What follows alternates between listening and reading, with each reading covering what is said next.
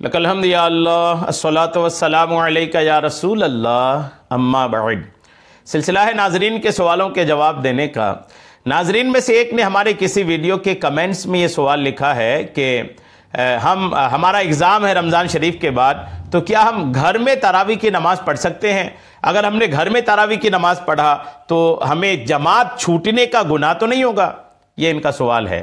आइए जवाब पेश करता हूं, तवज्जो के साथ सुनिए। वाकई में ये जो दिन है ये एग्ज़ाम के दिन है, खासकर एमपी के इलाके के, मध्य प्रदेश के इलाके में इन दिनों या तो इम्तिहान हो रहे हैं, एग्ज़ाम हो रहे हैं, या फिर एग्ज़ाम होने वाले हैं।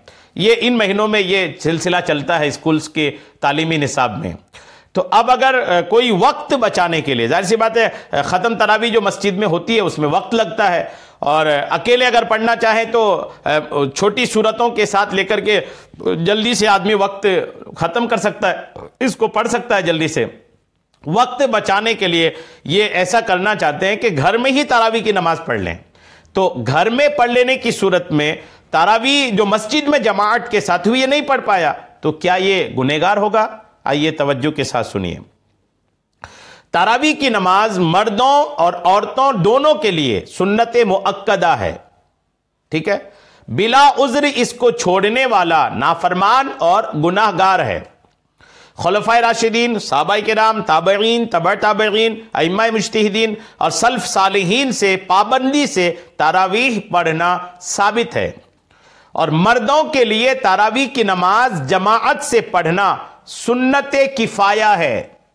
मर्दों के लिए तरावी की नमाज जमात के साथ पढ़ना सुन्नत किफाया है। सुन्नत किफाया का मतलब अगर मोहल्ला के चंद अफराद उस सुन्नत को जमात के साथ अदा कर लें, यानी आपके मोहल्ले की मस्जिद में अगर तरावी की नमाज जमात से हो रही है तो दिगर लोग अगर कोई जमात से नहीं पढ़ रहा है तो उसके जिम्मे से भी वो फारिग हो गए, उसके जिम्मे से भी फारिग हो गए, यानी उन पर भी वो जमाअत का मामला छोड़ने का गुनाह नहीं होगा। वरना और अगर कोई भी नहीं पढ़ा तो सब गुनहगार होंगे।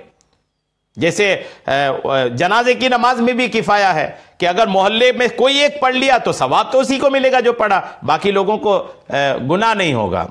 तो वैसे ही ये जो तरावी की नमाज है इसकी जमात, तरावी की नमाज तो सुन्नत मुअक्कदा है, लेकिन तरावी की नमाज की जमात जो है ये सुन्नत किफाया है। अगर मोहल्ले में जमात से हो रही है, अगर कोई उसी मोहल्ले में जमात से नहीं पढ़ा तो उसे गुनाह नहीं होगा। लेकिन यह है कि जमात से पढ़ने वाले को जो सवाब मिल रहा है उस सवाब से महरूम रहेगा। जाहिर सी बात है जमात से पढ़ने वाले का अपना एक मकाम है। जो मर्द इनफिरादी यानी अकेले तरावी पढ़ेगा उसकी तरावी की सुन्नत तो अदा हो जाएगी, तरावी की सुन्नत अदा हो जाएगी, लेकिन जमात के सवाब से महरूम रहेगा, जमात का सवाब नहीं मिलेगा। और औरतों के लिए जमात सुन्नत मुअक्कदा किफाया भी नहीं है, बल्कि औरतों के लिए घर में तन्हा पढ़ना इसी में ज्यादा सवाब है। तरावी की नमाज चूंकि सुन्नत मुअक्कदा है और तरावी में जमाअत भी सुन्नत है, लिहाजा उसे कोशिश करें कि जाकर के उसे अदा ही करें।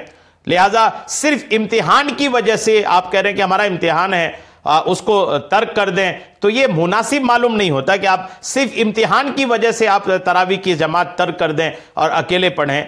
चूंकि अल्लाह करीम का मामला है, नमाज अल्लाह करीम की इबादत है और नमाज के जरिए से बड़े बड़े काम आसान हो जाते हैं, बड़ी बड़ी मुश्किलात के हल निकल आते हैं। तो अगर आप इस उम्मीद के साथ तरावी की नमाज जमात से पढ़ें कि मौला मैं तुझे वक्त दे रहा हूं, तेरी नमाज के लिए वक्त दे रहा हूं, तू मेरे लिए इम्तिहान को आसान फरमा दे, तो अल्हम्दुलिल्लाह कम वक्त में आपके लिए वो बरकत होगी, या आपकी तालीम में, आपकी पढ़ाई में अल्लाह वो बरकत देगा कि आप जो पढ़ के जाएंगे, भले कम पढ़ के जाएंगे, लेकिन जो पढ़ के जाएंगे वही आपके इम्तिहान में टकरा जाएगा। अल्लाह की रहमत कैसे किसके साथ आ जाती है किसको क्या खबर है।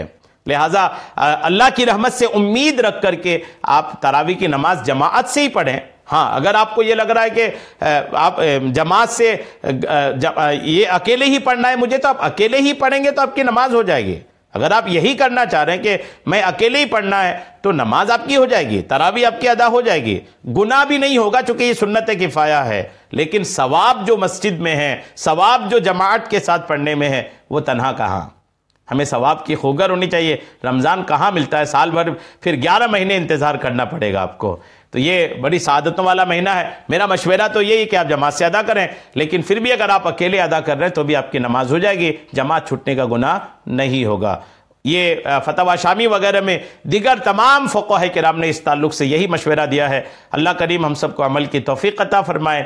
आमीन। बेजाहिन नबी अमीन सल्लल्लाहु तआला अलैहि वसल्लम।